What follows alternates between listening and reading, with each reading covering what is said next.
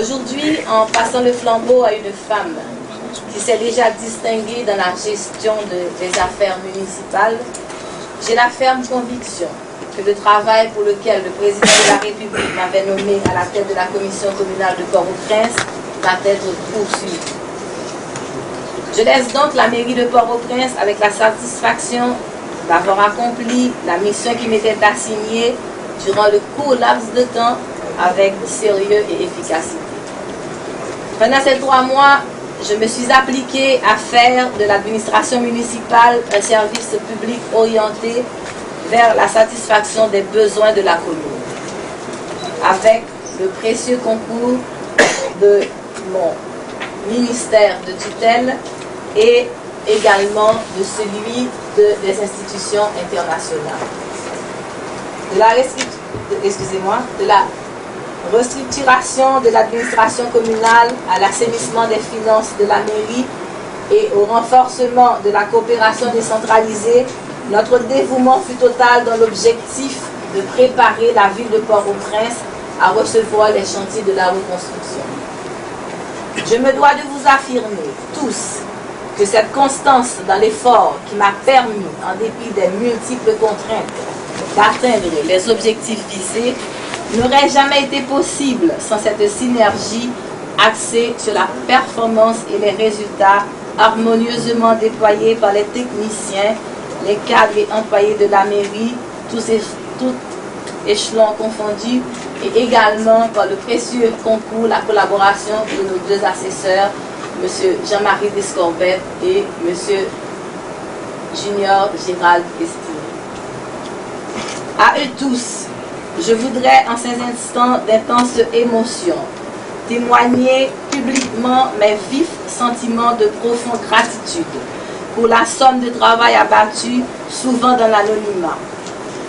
Je tiens particulièrement à saluer leur loyauté et leur sens élevé de solidarité et de professionnalisme. Avec nombre d'entre vous, j'ai pu entretenir des relations chaleureuses, débordant de formalisme officiel, lesquelles relations, j'en suis convaincue, survivront à nos rapports professionnels. Sachez que chacune et chacun d'entre vous continuera d'occuper une place dans mon cœur. Je vous exhorte donc à accorder la même attention à la nouvelle présidente de la commission communale et à l'appuyer en tout ce qui est nécessaire pour la réussite de sa mission à la tête de la mairie de Port-au-Prince. Soyez pour lui, comme vous l'avez été pour moi, des collaborateurs assidus et honnêtes, car c'est ainsi que vous continuerez à être utile à notre chère patrie en travaillant chaque jour davantage à matérialiser les conditions nécessaires à l'amélioration de la vie de la population. Mesdames, Messieurs, les membres de la nouvelle commission, Madame, Messieurs les membres de la nouvelle commission communale, je vous souhaite donc toute la réussite possible pour que renaisse une capitale où il fait bon de vivre dans l'unité, la dignité, la sécurité, la prospérité, la paix. Je tiens en tout premier lieu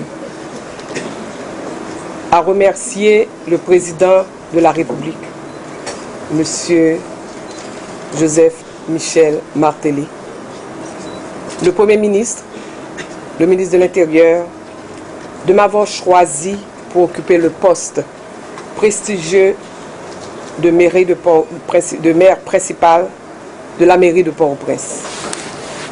Ce qui fait de moi aujourd'hui la première citoyenne de la ville de Port-au-Prince, et en tant que telle, je m'évertuerai à l'appui de mes collègues et le support des cadres et employés de l'institution à me montrer à la hauteur de la confiance placée en moi.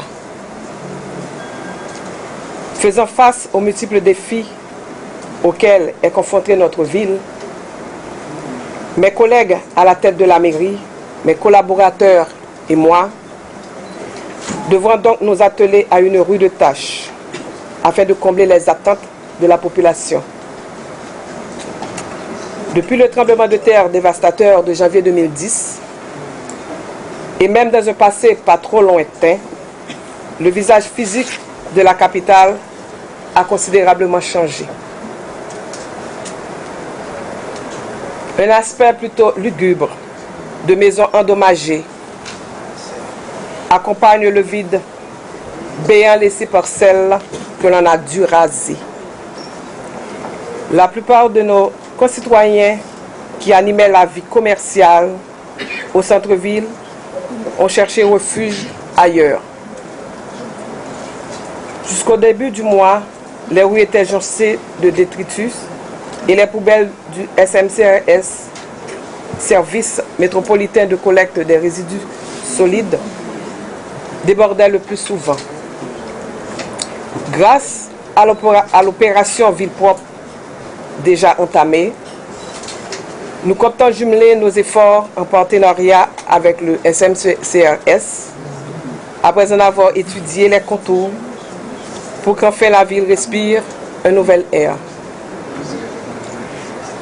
Pour assurer le succès de nos interventions, nous ferons appel à notre expérience assez récente de la mairie de Pétionville. Nous commencerons par assurer le bon fonctionnement des services et des directions de notre municipalité et utiliser à fond le personnel qui y apporte sa contribution. Nous comptons également réformer l'administration centrale, la moderniser et la rendre plus efficace. Nous mènerons une lutte sans merci contre la corruption. C'est pourquoi la direction des opérations fiscales aura une attention particulière pour y mettre de l'ordre et surtout veiller à ce que les impôts payés par la population retournent à elle sous forme de services. Nous travaillerons avec les instances concernées de l'État dans le domaine de la sécurité de la commune. Nous comptons également faire renaître la vie dans les différentes places et quartiers de cette commune, sans oublier nos concitoyens qui sont encore dans les camps d'hébergement à réorganiser. Je salue le départ de mon ami Gabriel Yacette, qui marque son court passage par d'heureuses initiatives. Je termine en disant haut et fort que nous pouvons aller de l'avant et de mobiliser toutes les bonnes volontés vers un but commun clairement défini. Je suis sûr que le ministre de l'Intérieur et des collectivités territoriales nous aidera à réussir la mission qui nous a été confiée. L'heure est donc au travail. Beaucoup de dossiers nous attendent. Toujours dans l'esprit de service, nous les conseillers municipaux, nous sommes les serviteurs de nos concitoyens. Je remercie le président de la République, son Excellence, Monsieur Joseph Michel Martelly, pour la confiance dont je suis l'objet en m'octroyant le poste de vice-délégué. En tant que vice-délégué de l'arrondissement de Port-au-Prince et agent de développement, je vais m'assurer de l'application de la politique du gouvernement au niveau des communes faisant partie de mon arrondissement. En d'autres termes, le point fondamental de mon travail, ce sera l'intérêt des citoyens de mon arrondissement. Pour y parvenir, le délégué départemental et moi allons mobiliser toutes les ressources disponibles pour pouvoir répondre aux besoins de toute la population des 8 communes de mon arrondissement.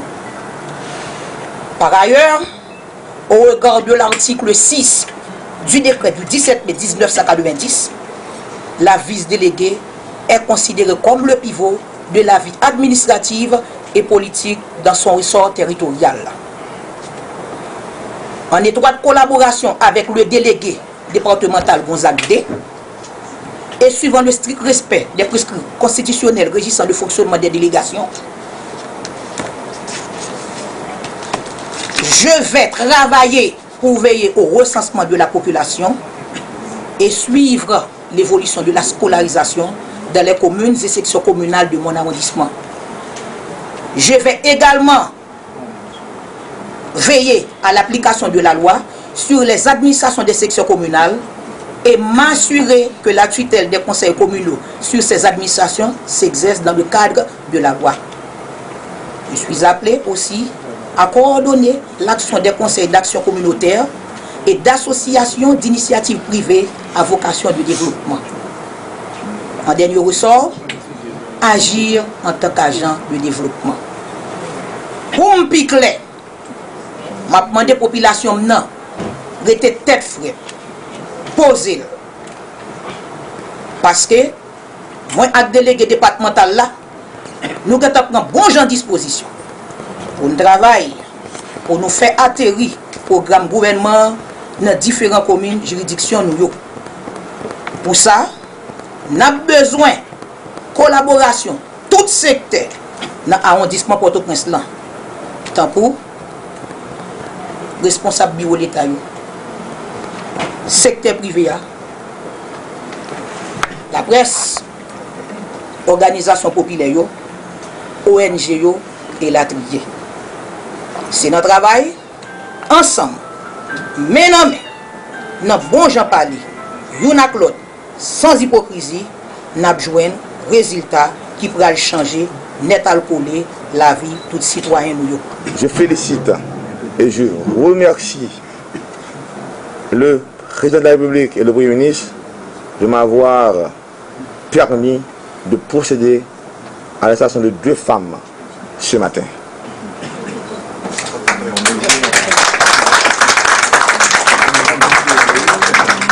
J'ai retenu des propos assez importants, pour ne pas dire que tout a été déjà dit. Je remercie la mairesse sortante pour ce travail qu'elle a accompli dans un délai très bref. Et je la félicite parce qu'elle est appelée à servir sur d'autres fronts encore beaucoup plus importants. Madame la mairesse, Madame la vice-déléguée, ce choix a été porté sur vous par rapport à votre expérience, par rapport à ce que vous avez déjà accompli dans la société. Le gouvernement, la présence et la primature comptent sur vous. Vous avez beaucoup à faire. Je dois souligner que la mairesse a bien mis l'emphase sur la suspension des finances de la mairie. Je vous exhorte à œuvrer vers une autonomie de cette mairie. Lente, bien sûr. Vous avez pour tâche d'administrer la mairie de Port-au-Prince. Cette ville qui a été construite pour recevoir 500 000 habitants. Cette ville qui a été mise à plat par un séisme dévastateur. Vous êtes en selle à l'époque de la reconstruction, mais aussi et surtout en pleine période cyclonique. Cela dit, que vous avez du pain sur la planche. Faites preuve de leadership. Aux autres membres de ce cartel, les conflits vains ne seront pas tolérés. On n'a pas le temps à perdre sur des conflits vains qui n'ont que pour objectif de bouffer notre temps, qui est largement insuffisant pour répondre aux besoins de cette population. À la vice-déléguée, vous êtes appelé à travailler sur le leadership du délégué départemental. Faites preuve de leadership. Allez vers la population. Écoutez-la. Trouvez des solutions. Vous devez toutes deux faire preuve d'innovation, de leadership pour donner des résultats. C'est le gouvernement, Madrid Lamotte, qui est axé vers les résultats. Quelqu'un qui ne veut pas de résultats est appelé à céder sa place et à servir ailleurs.